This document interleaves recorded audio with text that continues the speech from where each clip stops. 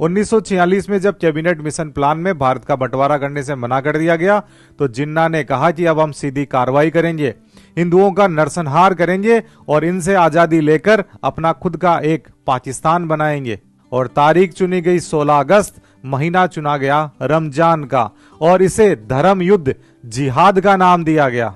उस समय बंगाल का मुख्यमंत्री था सुहरावर्दी, जो हिंदुओं से नफरत किया करता था। उसने बाहर से गुंडे मंगाने के लिए बकायदा गाड़ियों में पेट्रोल पास भी बांटे थे, हथियारों की सप्लाई की थी और दंगे से पहले कलकत्ता के 24 थानों में से 22 थानों के अंदर मुस्लिम थानाधिकारी नियुक्त कर दिए गए थे और 2 के अंदर एंग्लो इंडियन को।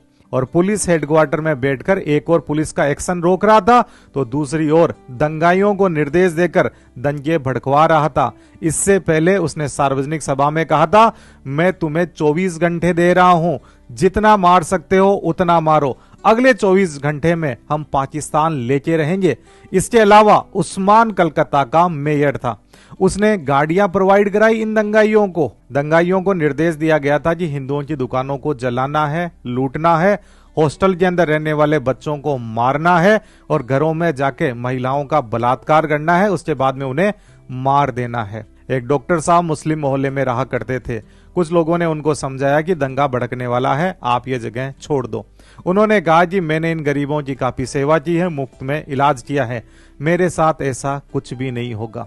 दंगाइयों की भीड़ आई, सबसे पहले डॉक्टर साहब के बेटे को मारा, उसके बाद में उनके सामने ही उनकी पत्नी और बेटी का बलात्कार किया और उनको मारने के बाद में डॉक्टर साहब का भी गला रेत दिया गया था।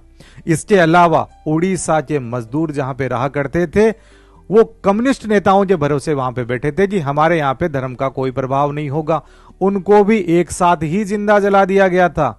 और सबसे बड़ी विडंबना तो यह है कि जिस लाल बाजार के अंदर पुलिस हेडक्वार्टर था, उस पुलिस हेडक्वार्टर के पीछे एक नाला था, वहां पे सैकड़ों लाशें पड़ी थी, उनका पता पुलिस को भी नहीं लगा और पता तो तब लगा जब लाशों से दुर्गंध आने लगी।